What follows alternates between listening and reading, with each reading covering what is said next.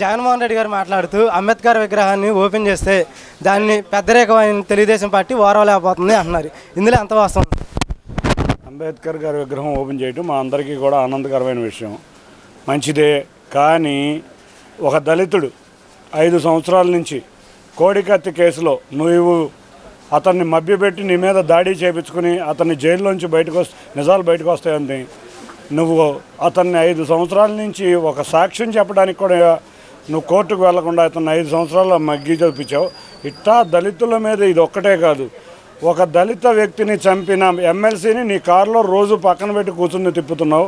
అంతేకాకుండా ఒక మాస్క్ అడిగిన ఒక దళిత డాక్టర్ని అక్రమంగా అరెస్ట్ చేసి దారుణంగా హింసించి చంపావు.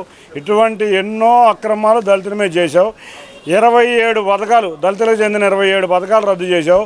ఇవన్నీ చేస్తే నువ్వు దళితకి న్యాయం చేసినట్టు అవుతుంది. ఒక్కడు కూడా చేయవు.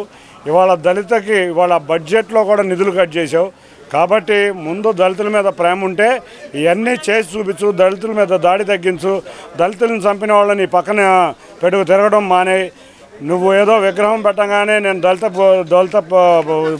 మంచిగా ఉంటాను, అంబేద్కర్ నిజమే, అందరం అంబేద్కర్ గారి అన్నీ సాధించాలి. అంబేద్కర్ గారు ఏం చెప్పారు? నీవు సంపాదించిన దాంట్లో ఎంతో కొంత పేదవాడికి సహాయం చేయి, పే బ్యాక్ సొసైటీ అనేది అంబేద్కర్ గారి నినాదం. దేశంలోనే అత్యంత ధనికుడైన ముఖ్యమంత్రి ఈయన సొంత సంపాదనలో ఒక్క చాక్లెట్ కూడా ఎవరికి బయటకు ఇచ్చింది లేదు. నువ్వు చేసేదంతా ప్రభుత్వ పథకాలు ఇస్తున్నావు. నీ సొంత సంపాదన ఏమో దోచుకుంటాం, ఈ రెండే నువ్వు చేసేది.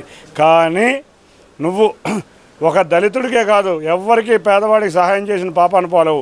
అంబేద్కర్ ఆశయాలను సాధించు. అంతేగాని నేను అంబేద్కర్ గారి విగ్రహం ఓపెన్ చేయగానే దళితులందరూ నా పట్ల ఉంటారని అనుకోవద్దు. వాళ్ళు దళిత జాతి మొత్తం ఆగ్రహంతో ఉన్నారు.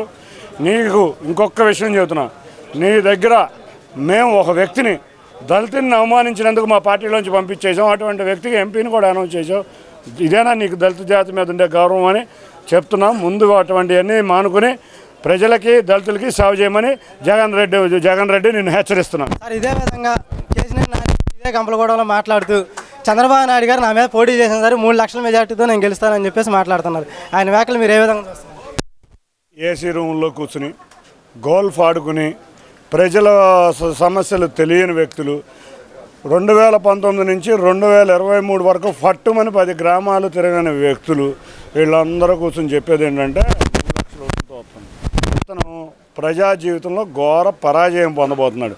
అసలు అక్కడ ఉన్న ఎమ్మెల్యేలు, ఎమ్మెల్సీలు, ఎంపీలు అందరూ మాయేపు వచ్చేస్తుంటే ఈ కళ్ళు మూసుకుపోయే వ్యక్తి ఒకళ్ళిద్దరు ఉంటారు.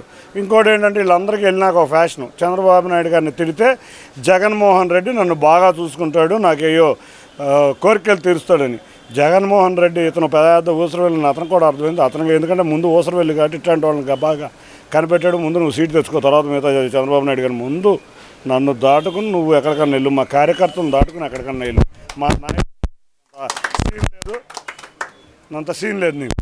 సార్, షర్మిల గారు జగన్మోహన్ రెడ్డి గారిని ఏ విమర్శన చేసినా సరే అది చంద్రబాబు గారి స్క్రిప్టే అని చెప్పి సజ్జల రామకృష్ణారెడ్డి గారు మాట్లాడతారు. నిజంగా చంద్రబాబు నాయుడు గారు షర్మిల గారితో మాట్లాడిస్తున్నారు.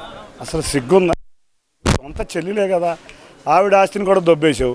అసలు ఇంకో విషయం అడుగుతాను నేను, సోషల్ మీడియాలో మనం చూస్తే ఎంత దారుణంగా ఏదన్నా తెలుగుదేశం కార్యకర్త ఒక చిన్న పోస్ట్ పెడితే వెంటనే వాళ్ళ ఇంటికి పోలీసు వాళ్ళు వచ్చి అరెస్ట్ చేస్తారు.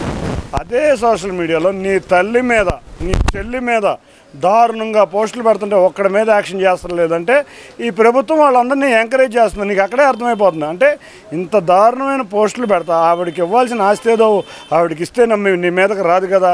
ఆవిడ ఆస్తిని కూడా నువ్వు దొబ్బేసి, ప్రజల ఆస్తే కాదు ఆఖరి కుటుంబ ఆస్తి కూడా దొబ్బేసావు కాబట్టి ఆవిడ వాళ్ళ ప్రజా జీవితంలో వచ్చి నేను విమర్శిస్తాను.